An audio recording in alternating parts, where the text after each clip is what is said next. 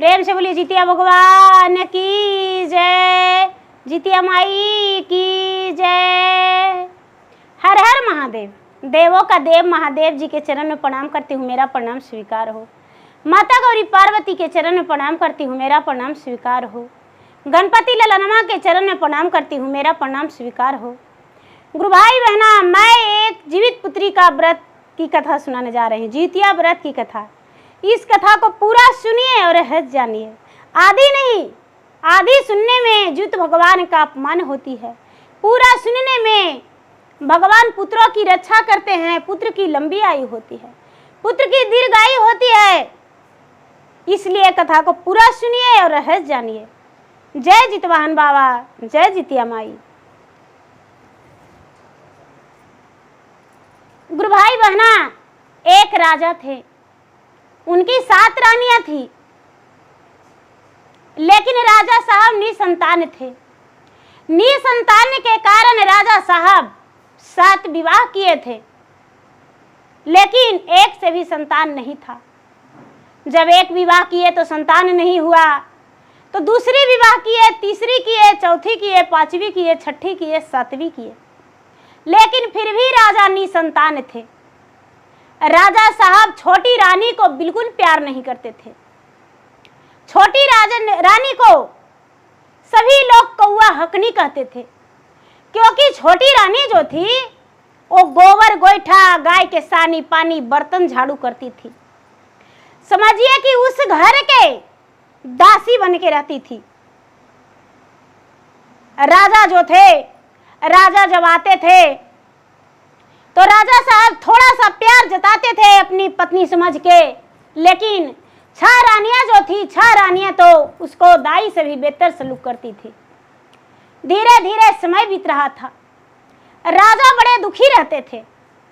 राजा को लगता था, सबसे पहले अपने आप पे सोच लीजिए कि निसंतान होने का क्या दुख हो सकता है। राजा का 7 रानियां थी, फिर भी संतान नहीं था।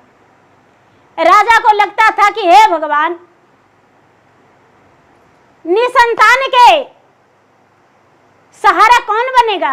मेरा 7 रानियां हैं, एक भी संतान नहीं। एक दिन राजा साहब अपने दरवाजे पे बड़े उदास होकर बैठे हुए थे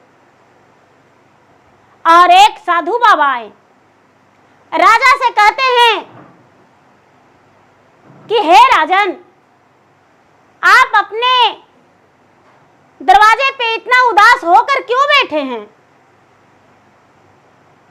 राजा जो है, राजा कहते हैं कि क्या करूं महाराज,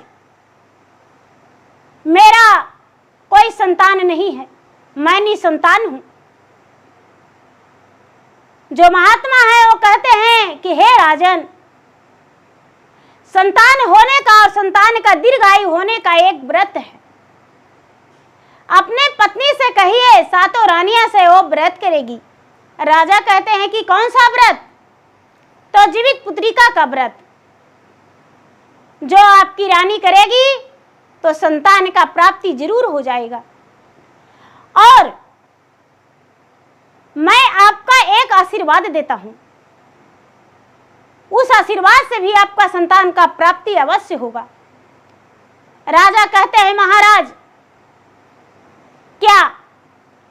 तो हे राजन, आप बगीचे में जाइए, मैं एक डंडे देता हूं, इस डंडे से जिस घवद में 7 फल होगा, उस घवद को बाएं से मारिए और दाहिने हाथ से आम को लोक लीजिए और 7 रानी को एक एक फल खिला दीजिए। राजा बोले कि ठीक है महाराज।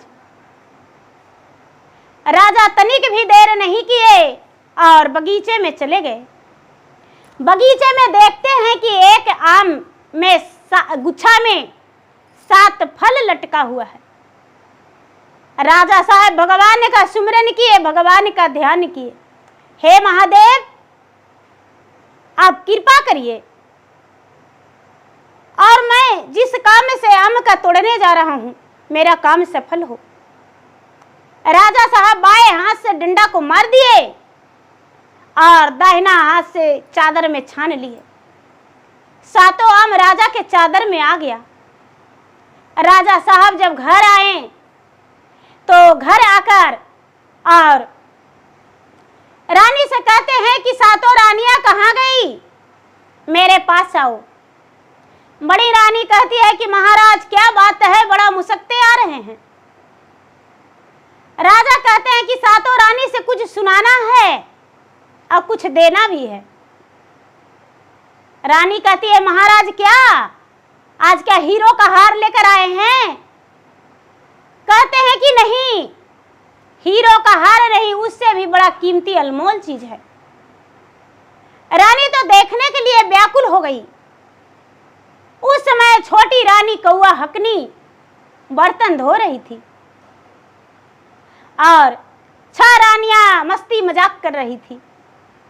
राजा साहब जब आम देखे और दिए, कहते हैं कि हे रानी साहब, ये आम को खा जाइए, सभी मिलके आम को खा जाइए एक एक। और एक जीवित पुत्री का व्रत होता है, वो व्रत करिए, आपका संतान अवश्य होगा। रानी कहती है कि उस व्रत में क्या महत्व है राजन स्वामी? राजा साहब कहते हैं उस व्रत में 7वीं का दिन नहाई खाए, 8वीं का दिन उपवास, निराहार निरा जल, और 9वीं के दिन पारण, नियम अनुसार व्रत करना है। पूरी श्रद्धा भक्ति से निराहार निरा जल रहना है। 6 रानियां मन ही मन सोचती है संतान हो या ना हो, हम निराहार व्रत नहीं कर सकते हैं। मुझे तो सवेरा उठ के भूख लग जाता है और मैं खाना खा लेती हूँ।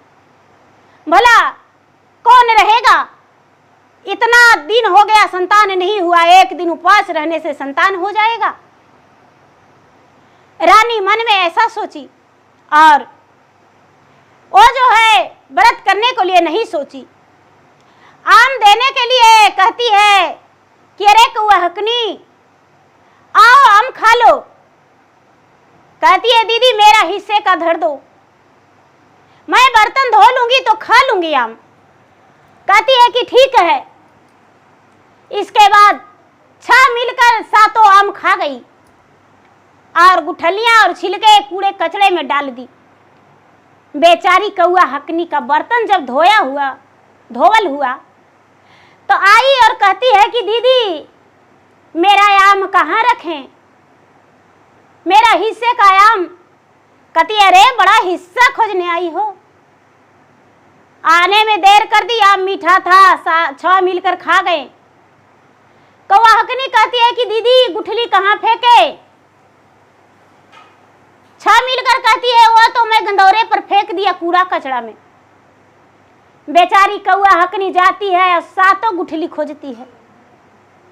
अब गुठली धो के 7 के चाट जाती है, 7 के चाट जाती है और चाट के भगवान से कहती है कि हे भगवान हम गुठली चाटे हैं, आम तो मुझे मिला नहीं लेकिन हम गुठलिए चाटे हैं। राजा सबसे पूछे आम खा लिए? तो सब कोई बोली हाँ। बेचारी कौआ हकनियो हाँ बोल दी। धीरे धीरे समय बीतने लगा। जब समय बीतने लगा तो आश्विन का महीना आया।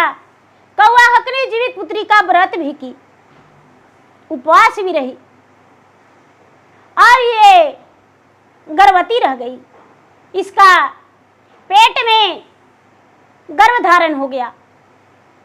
जीव तो भगवान ने जीव दे दिए, इसका बच्चा का जीव दे दिए, एक जीव डाल दिए।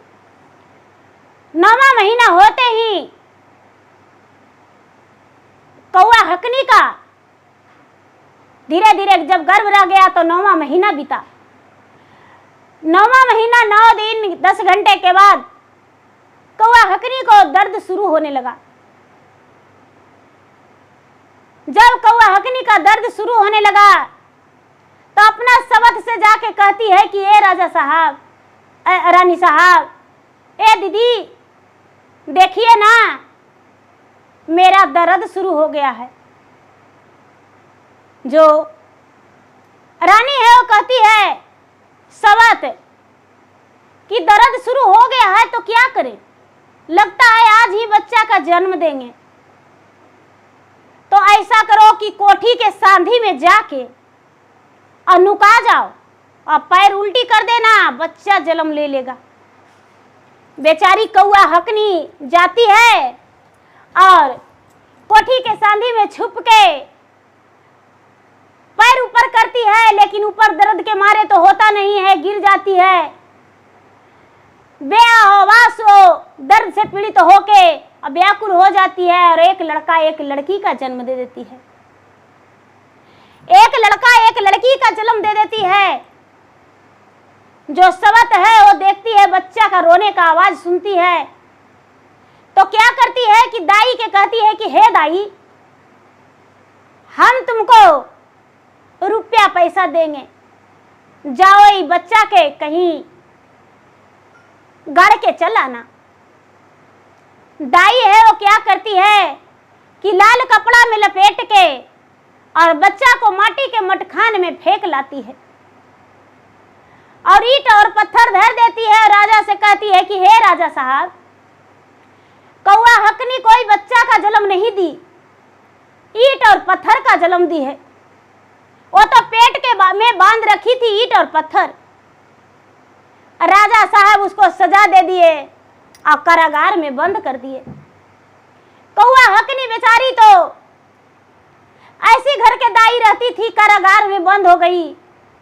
लेकिन सवत लोग कहती है कि हे स्वामी, उसको कारागार में बंद कर देंगे तो घर का काम कौन करेगा, कारागार से निकाल दीजिए, कारागार से निकाल दीजिए। राजा साहब उसको कारागार से निकाल दिए, हाथ का हथकड़ी पांव का बेरिया खोल दिए। कौआ हकनी जो है बेचारी क्या करती है कि घर के काम में लग जाती है उसी दिन से। एक तो बच्चा का सोच और दूसरे में प्रसव पीड़ा का शरीर था।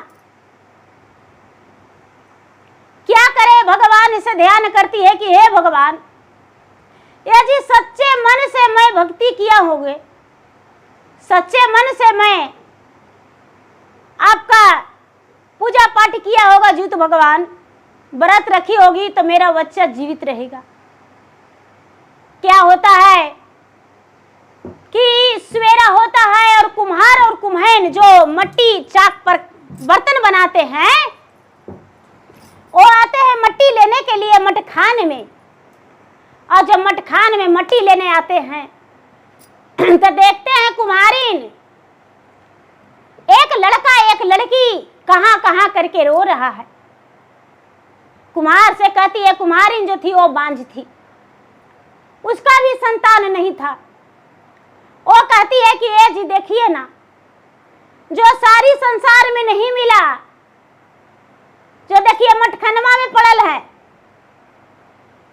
कुम्हार एक बच्चा के उठा लेते हैं, एक होके कुम्हारिन दोनों घर ले जाते हैं और पोसने पालने लगते हैं। धीरे धीरे धीरे धीरे धीरे धीरे वो बच्चा बड़ा हो गया। बड़ा हो गया तो कुम्हार क्या करते हैं कि मट्टी का घोड़ा और मट्टी का हाथी बना दिए और सुपली मोनी दे दिए बेटी को खेलने के लिए। तो जो बच्चा है वो कहता है अटके घोड़ा चटके घोड़ा, बाबा के पोखरा में पानी पी रे घोड़ा। लड़की है जो कहती है कि अटक धुरी फटक धुरी, बाबा के पोखरा पर खेल रे, धुरी फटक बाबा के पोखरा पर खेल। ऐसे करके दोनों भाई बहन खेलती है। एक दिन 6 रानियां जो है, 6 रानियां घूमने के लिए निकली। और जब घूमने के लिए निकली तो दोनों बच्चा को देखती है तो कहती है कि अरे ये दोनों बच्चा तो राजा के सूरत से मिलता है, कौआ हकनी के सूरत से। ए बच्चा लगता मरा नहीं है, वो दाई फेंक दी होगी और लगता है कि किसी ने उठा लिया है। कौआ हकनी जो है बिल्कुल सूरत उसी का मिलता है, उसी का बच्चा है। बच्चा जो है देख के और बच्चा के मट्टी के घोड़ा के पानी पिलाता है पोखरा में, कहता है कि अट के घोड़ा चट के घोड़ा, बाबा के पोखरा में पानी पी रे घोड़ा। अट के घोड़ा चट के घोड़ा, बाबा के पोखरा में पानी पी रे घोड़ा। रानी कहती है कि अरे ये किसका बच्चा है? लोग बताए कि कुम्हार कुम्हारिन का है। छह रानी घर चल गई और दाई से पूछी कि अरे दाई, बच्चा को कहाँ फेंकी थी, कहाँ मारी थी? कहती है रानी साहब सवेरा हो गया था, मटखान में फेंक के चल आए थे। छह रानी सोचती है कि ये कौआ हकनी का बेटा बेटी है, जाके कोप कच्छ में सो जाती है छह रानी और पूरा चिल्लाने लगती है, पूरा चिल्लाने लगती है कि बाप रे मेरा जान नहीं बचेगा, आज मेरा प्राण चला जाएगा। ऐसे करके पूरा चीखने चिल्लाने लगी। राजा साहब आए तो कहते हैं कि क्या हुआ, क्यों चिल्ला रही हो? दाई दासिया से पूछे कहाँ गई छह रानियां, तो दाई दासिया बोली कि छह रानियां तो कोप कच्छ में सोए हुए हैं। राजा जाकर पूछे क्या हुआ, क्यों चिल्ला रही हो? रानी साहब आप बताइए। छह रानियां निर्दयिया हत्यारिन कहती है कि हे स्वामीनाथ आज मेरा प्राण नहीं बचेगा। राजा कहते हैं कैसे? तो देखिए मेरा हड्डी टूट रहा है। तो हड्डी कैसे टूट रहा था? रानी बिछावन के तरह खपड़ा, हड़िया और चरुई का फुटना खपड़ा सब तरह बिछा ली थी और ऊपर से बिछावन कर फेरती है तो दड़ दड़ टूटता है। तो राजा सोचते हैं कि सच में रानी का हड्डी टूट रहा है। राजा व्याकुल हो गए, कहते हैं कि क्या करूं आपके जान बचाने के लिए? रानी कहती है हे राजन बस इतना ही करिए, कुम्हार का एक बेटा एक बेटी है, उसको कलेजा पर नहाएंगे तब मेरा प्राण बच जाएगा। ऐसा बात सुनकर राजा साहब कहते हैं कि नहीं, एक तो मैं नहीं संतान हूं, मेरा कोई संतान नहीं है, बड़ा प्यारा प्यारा बच्चा है। अरे मेरे पोखरा पर तो आता है खेलने, एक घोड़ा हाथी से खेलता है और एक सुपली मोनी से। मैं उसके पास रोज जाता हूं और रोज उससे बातें करता हूं, बड़ा प्यारा बच्चा है। छह रानियां कहती है कि दो बच्चे के चलते छह रानियां का जान ले लेंगे आप। यदि मेरे पिता जानेंगे तो आपको क्या करेंगे वो कोई पता नहीं।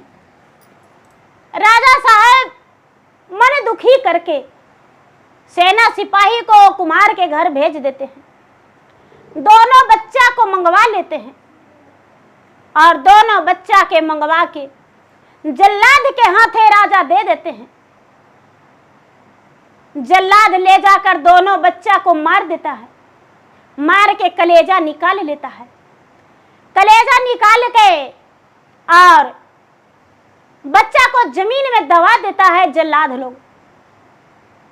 एकदम सुनसान जगह पे दोनों के ले जाके मार के और कलेजा निकाल लिया और रानी को लाके कलेजा दे दिया जल्लाद। रानी कोमल कलेजा देखकर बड़ा प्रसन्न हो गई और कहती है कि अब तो कौआ हकनी का बच्चा के हम अस्तित्व मिटा दिए। लेकिन कहते हैं कि भगवान जिसको अमर कर देते हैं उसको जहर पिलाने वाला कौन मिलता है। थोड़ा सा दुख होता है लेकिन उसको कोई भी अस्तित्व नहीं मिटा सकता है। अब क्या हुआ, ये जो रानी है क्या करती है कि कलेजा पर बैठ के बाल्टी से पानी हरा हरा उझल लेती है और उसको कढ़ाई में भूंज भांज के छह रानियां मिल के खा जाती है। दासी है वो कहती है कि राजा साहब आपका रसोई में कभी तामसी भोजन नहीं गया था और रानी जो है ये तो मांस खा रही है बना के। रानी खा गई। धीरे धीरे समय बीतने लगा।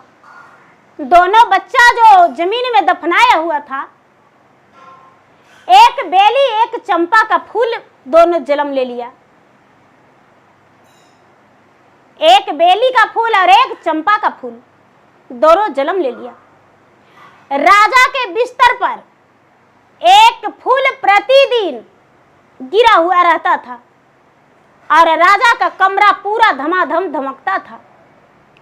बेचारी कौआ हकनी जीवतिया व्रत करना नहीं भूली थी। लगातार वो अपने दाई के साथ वो व्रत करते रह गई। जीवित भगवान का ध्यान करते रह गई। भगवान का पूजा पाठ मन ही मन करती थी। समय मिलने पर एक लोटा जल सूर्य देव को दे देती थी, एक लोटा जल तुलसी में डालती थी, एक लोटा जल महादेव पर चढ़ा देती थी और धूप दीप भी कर दिया करती थी समय मिलने पर। धीरे धीरे समय बीता। राजा के सेज पर एक फूल प्रतिदिन गिरल रहता था। राजा सोचते हैं कि अरे फूल मेरा बिस्तर पे कौन गिराता है, कहां से आता है? एक फूल रोज मेरा बिस्तर पे कहां से आता है? राजा उस फूल को लेकर बाहर निकले और फूल का तलाश में लग गए, लेकिन वो तो फूल का पेड़ सुनसान जगह में था। राजा कहते हैं कि ये फूल जो मुझे लाकर दे देगा उसको आधा राज आधा पाट दे देंगे। राजा के जो दासी है, मालिन है, माली कहती है मालिन की ए राजा साहब ए फूल हम ला देंगे।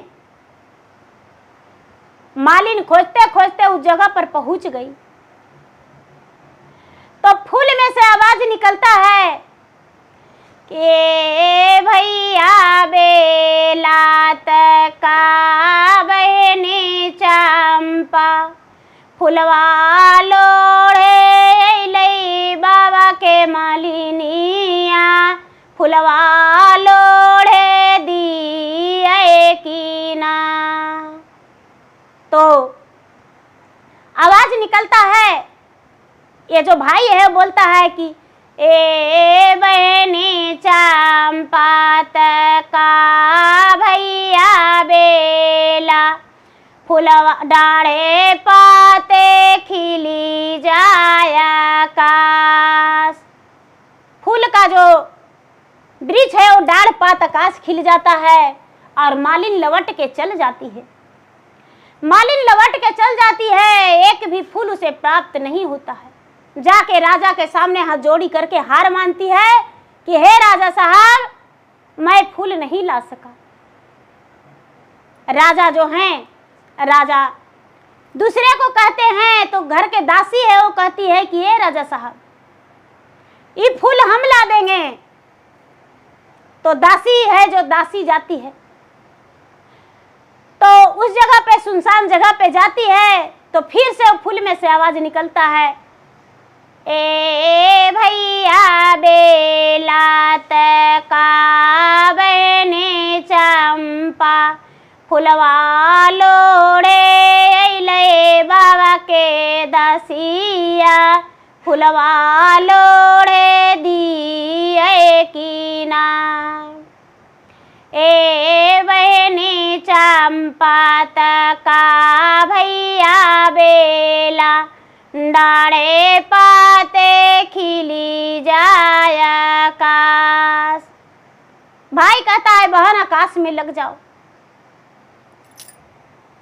जो राजा हैं, राजा नगर के लोग के कहते हैं तो नगर के लोग भी जाते हैं, लेकिन किसी से भी फूल नहीं टूटता है।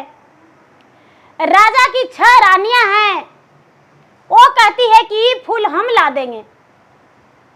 6 रानी जाती है तो आवाज निकलता है ए भैया बेलाता का बहनी चंपा फुलवा लोढ़े ले सतेली मैया फुलवा लोढ़े दी है की ना।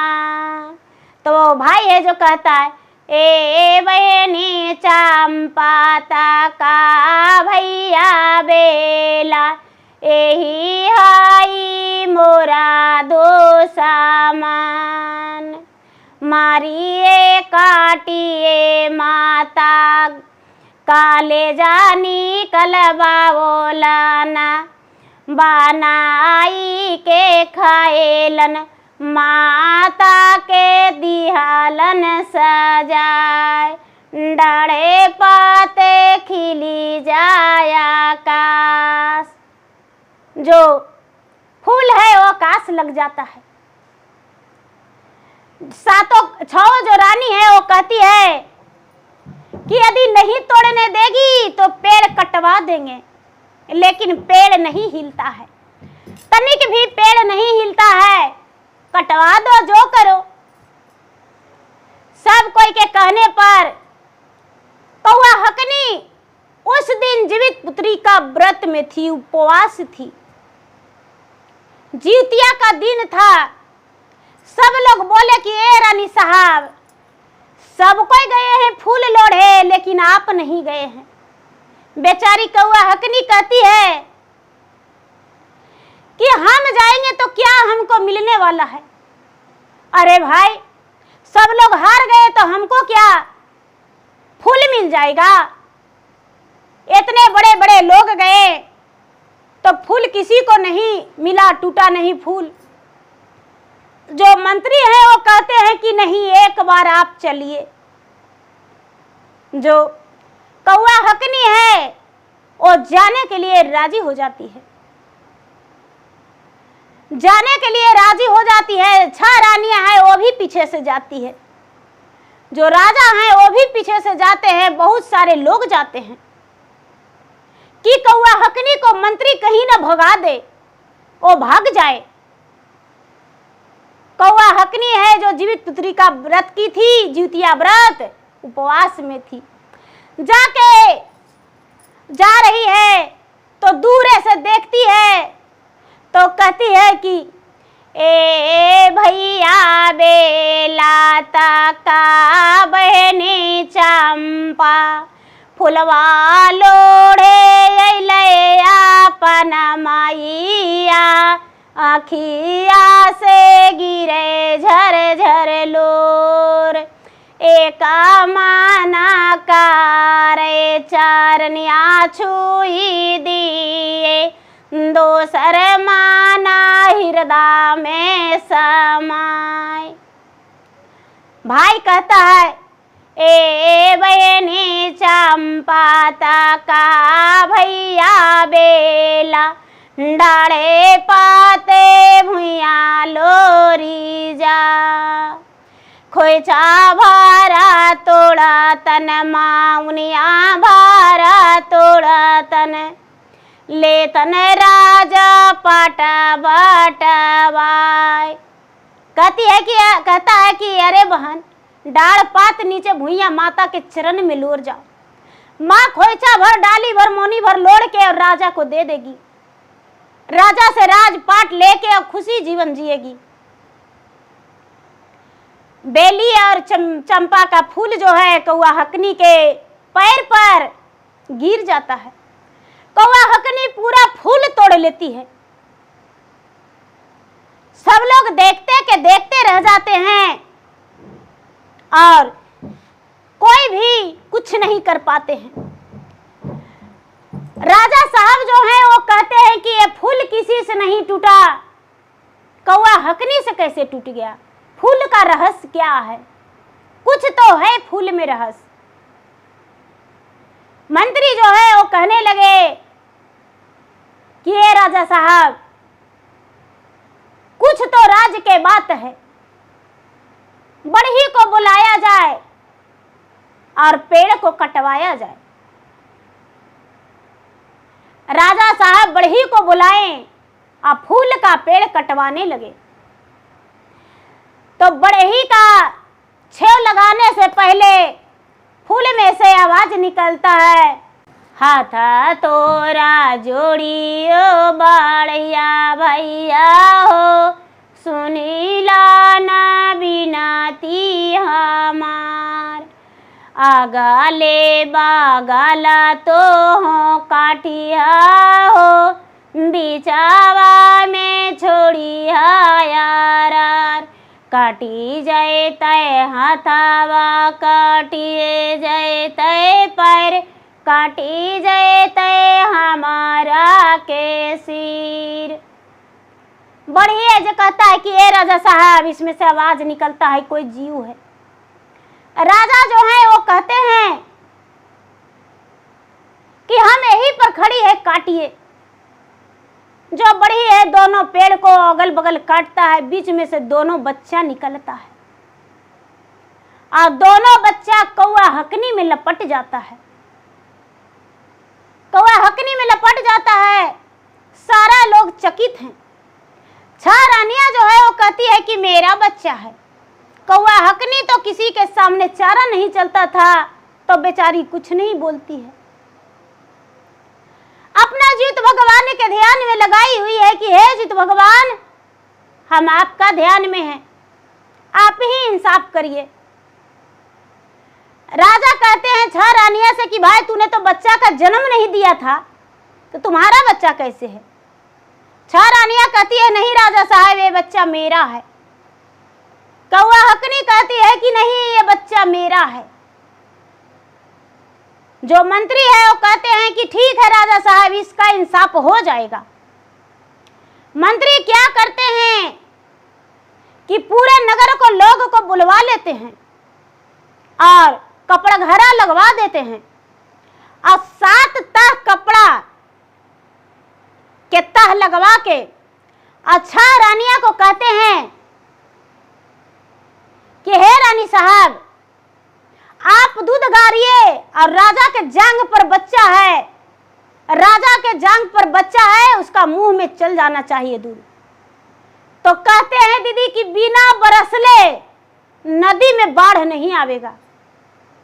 जब भगवान वर्षा बरसेंगे तबे नदी में बाढ़ आवेगा।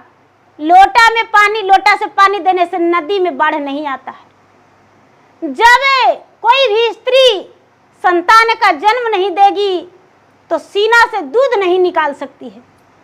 जिसका जन्म देते हैं वही भगवान भी आहार भी भेज देते हैं।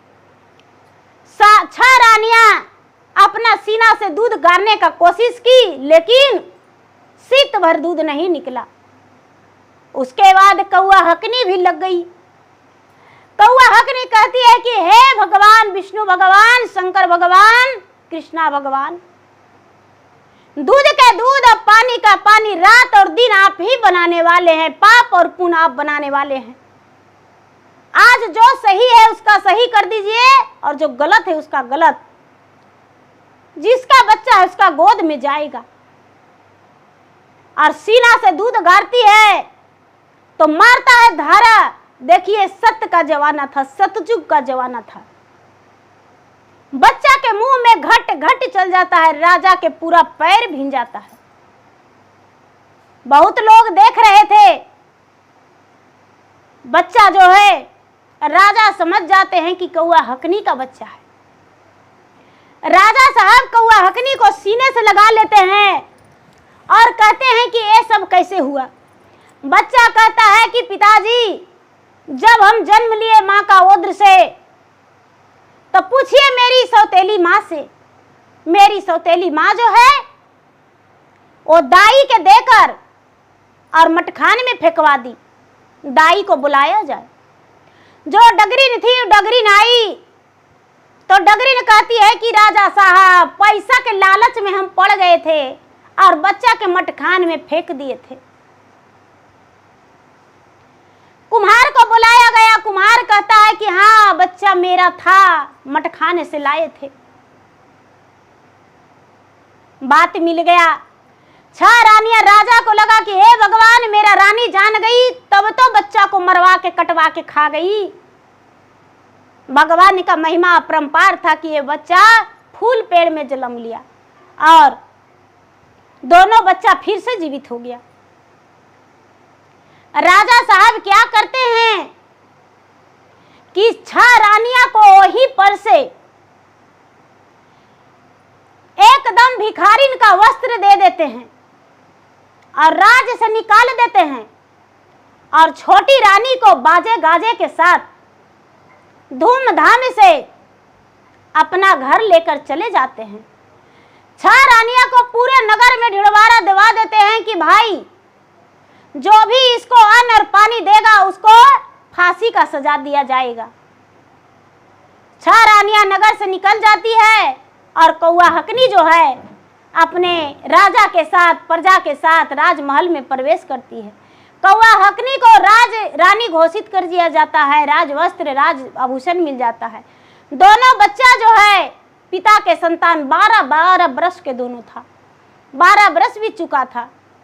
पिता का संतान बन के राजमहल में प्रवेश कर जाता है और दोनों अपना खुशी जीवन बिताने लगता है।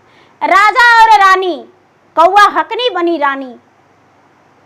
वो बेचारी कौआ हकनी थी और देखिए कैसे महल की रानी बनी। समय जो होता है किसी को नहीं, समय नहीं होता बारंबार, एक समय एक चक्र के समान घूरता है और किधर जाता है वो किसी को दिखता नहीं है। आज क्या है कल क्या होगा, दिन तो सब कोई देखता है, लेकिन समय कब क्या होगा वो कोई नहीं जानता है। रात तो सब कोई जानता है कि रात होता है, लेकिन समय किस घड़ी क्या होगा, क्या अच्छाई क्या बुराई कोई नहीं जानता है। जोड़ी तो लगते सब कोई देखते हैं, लेकिन कब टूट जाएगा वो कोई नहीं जानता है। भगवान जोड़ी लगाकर भेजते हैं लेकिन तोड़ भी देते हैं वही। तो गुरु भाई बहना, मेरा वीडियो अच्छा लगे तो मेरा वीडियो का लाइक करें, शेयर करें। चैनल पर यदि नए हैं तो चैनल का सब्सक्राइब करें, बेल आइकन घंटी को दबाएं, जो कि मेरा वीडियो का नोटिफिकेशन सबसे पहले आपके पास जाए। आप मेरा वीडियो सुन सके कमेंट बॉक्स में जय जितवाहन बाबा, जय जितिया माई, हर हर महादेव जरूर लिखें। मैं इंस्टाग्राम पे भी हूँ, मैं फेसबुक पे भी हूँ। मेरा इंस्टाग्राम पे फेसबुक पे फॉलो करें, लाइक करें, शेयर करें। धन्यवाद।